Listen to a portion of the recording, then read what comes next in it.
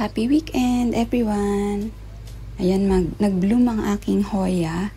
This is Hoya Crimson Princess. Ayan. And ano to guys?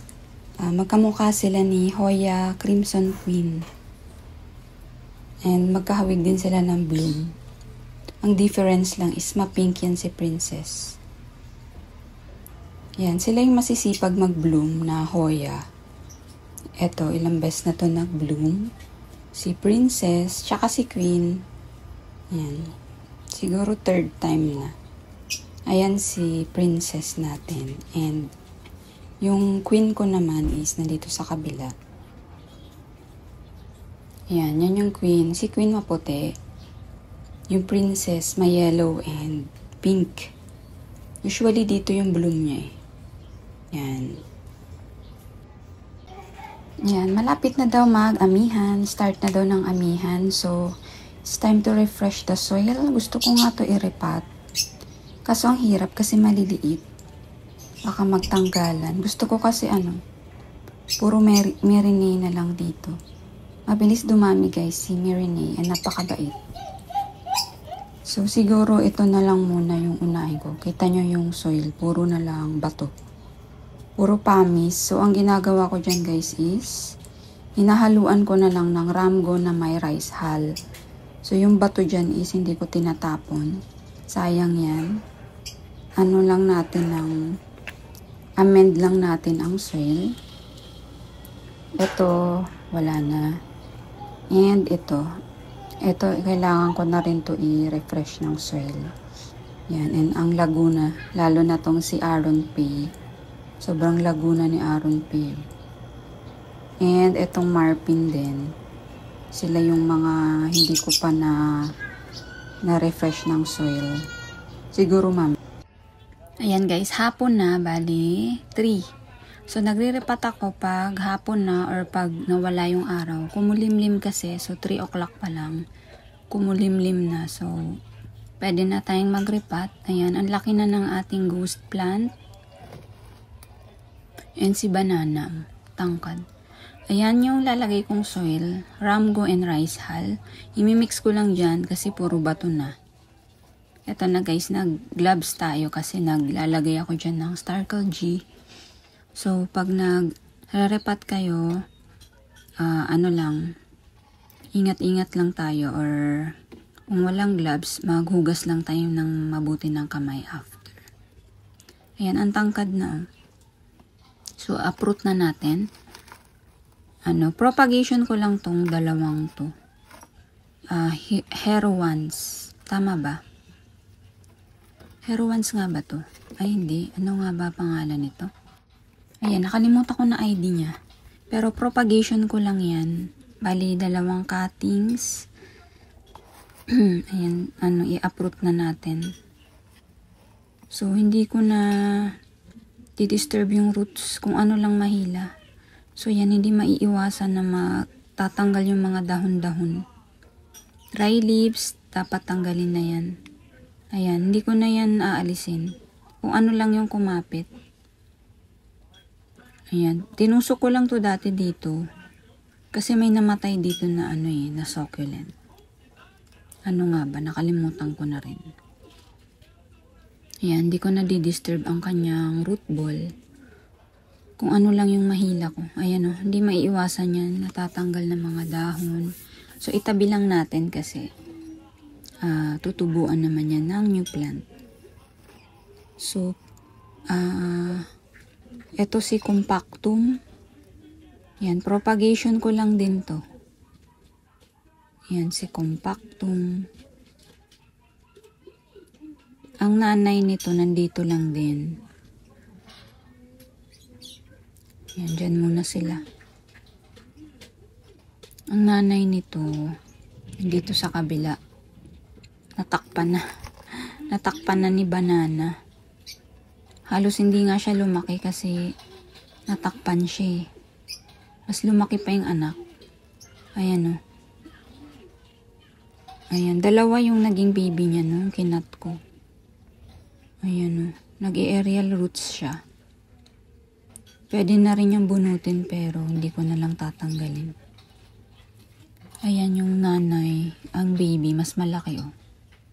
Kasi yung nanay natakpan nasa likuran. Yan, matindi ditong bunutin ito kasi ang lalaki na ni banana and ni ghost plant. Yan, ang napakaliit lang nila dati dyan guys, as in. So, magto 2 years na sila dito sa pot na to. Tama ba? Ay, hindi. White pot kasi to dati, tas narepat ko. Higit 1 year lang pala. Yan, sobrang laki na nila. Dadahan-dahanin ko na lang. Minsan guys, pag sobrang laki na ng halaman, kinakatings ko na lang. Tapos, tinutusok ko na lang ulit. Pero ito, hindi. I-re-rearrange ko sila. Ayan o, puro ugat na. Ayan. Puro ugat na tapos, ang tigas na ng soil. Bato-bato na lang. So, kailangan talaga i-refresh natin ang lupa. Para gumanda pa yung kanilang tubo. Kasi malapit na ang amihan. So, amihan is their growing season. Malamig. Ayan guys, tingnan nyo. Buong buo. Ayan, humiwalay na. Buong buo yung ugat. Ang dami ng ugat talaga. So, alisin na natin tong kumakawala na. Ayan, may natanggal na naman. Ganun talaga pag nagre-repat. Asahan na natin yan. Na matatanggal ang mga dahon. So, ayan. Yan, tingnan nyo guys yung ugat. Ayan. Pati yung stem niya, inuugat na talaga na gusto. So, actually, pwede na yan i-cut. Pati itong kay banana, ayan o. Puro ugat na rin. So, baka i-top cut ko yan. Diyan. Tapos, tusok lang. Kasi matangkad na eh. Yan silang dalawa.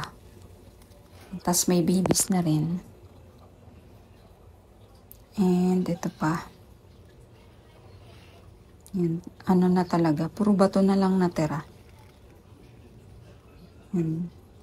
So, para hindi masayang ang ating soil, a-amend na lang natin. So, bali dito, aalisin ko lang yung mga, yan, ito, kumpul ng roots na to, dead roots na yan. Hindi ko na to isasali.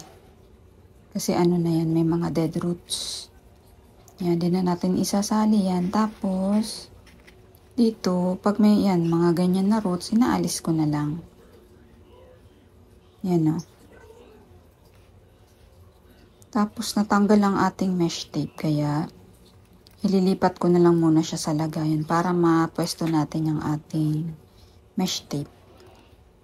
Teka, ayusin natin. Yan, nagtanggalan kasi yung mesh tape. Kuha lang tayong pot. Dito na lang.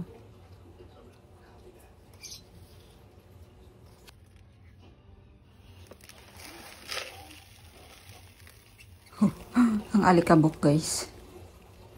Maalikabok. Dry na din ang aking soil mix. Parang nagdilig ako 4 days ago. Yan, so yan, balik lang natin yung ating mesh tape para hindi maglaglagan yung ating soil mix pag nagdidilig tayo. Yan, kulang. So, kuha lang ako dito. Baka nandito sa lupa eh. Yan, may mga roots pa na dry guys. Inaalis ko na lang. Yan o. Nasali to sa lupa.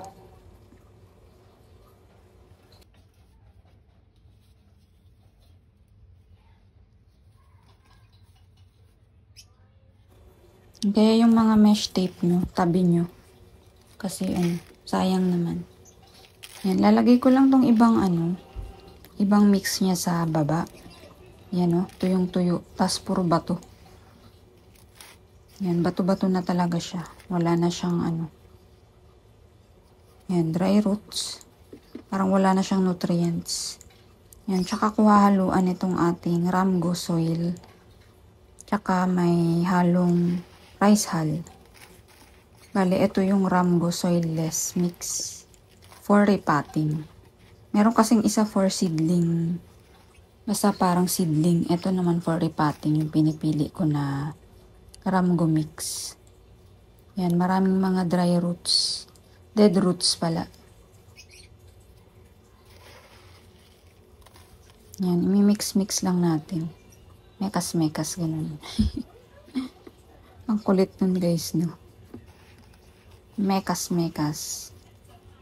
Yan, pwede na siguro to. So, igigitna ko na ngayon si ghost plant. Alam nyo ba guys, napakaliit nitong ghost plant ko. Dati, nung nabili ko to as in, sobrang liit. Mga 2 inches. 3 heads yata siya. Yeah, 3 heads na mga 2 inches lang. And then, ayan. Napakalaki na.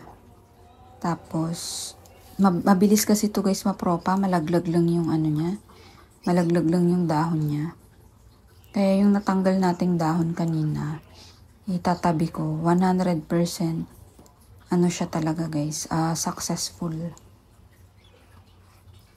Yan. At dami niyang ano. Yan, natanggal na talaga tong isa. Iniisip ko kung, ayun pala yung mesh tape ko. Iniisip ko kung itatap cut ko to. Isipin ko mamaya. Yan, natanggal na naman. Pang-apat na yata to. Ganun talaga. Yan, meron na naman. Okay lang yan kasi magiging halaman din yan. And then, ito. Yan. Parang nahirapan ako. Tapos ito, yan, haluan ko na ng mix. Yan, ihalo lang natin yung mga bato-bato. Bato-bato na talaga natira eh. So, tamang-tama to guys kasi mag-aamihan na. So, lalo silang gaganda and tataba. Yan, tapos i-arrange ko na lang. Siguro dito at dito yung banana hatiin ko. Sa colors naman nila guys, napansin ko mas makulay sila pag summer. So, ayan na guys. Kasi nahirapan ako. Ayan si banana. Compactum. Ayan, may banana dyan. Tapos, tinapkat ko na yung dalawa na mahaba kanina. Yan, puro aerial roots na yan. Tutusok ko lang dyan. Ayan, tas may isa pa. Ayan. Teka, ayusin natin. So, ito na guys. Ayan na sila. Ayan yung ating banana. And, tinapkat ko yung pinakamalaki. Ito. Sobrang laki na kasi ang tangkad. And, this one yung maliit. Ayan, inayos ko na lang. Para hindi naman ganun katangkad. And, mukhang full yung pot. So, ayan na ang kinalabasan ng ating repotting. Nandito pa yung stem. Ito, nung ghost plant. Kinat ko. And, mukhang uulan, kumukulog. So, next time ko na lang to i-repot kasi baka mabasa sila ng ulan. And, ito. Next time na lang siguro. So, yun lang muna guys. Thank you for joining me today. So, pwede na tayo mag-repot-repot pa unti-unti. O, diba? Ayan. Thank you so much for watching. See you again soon.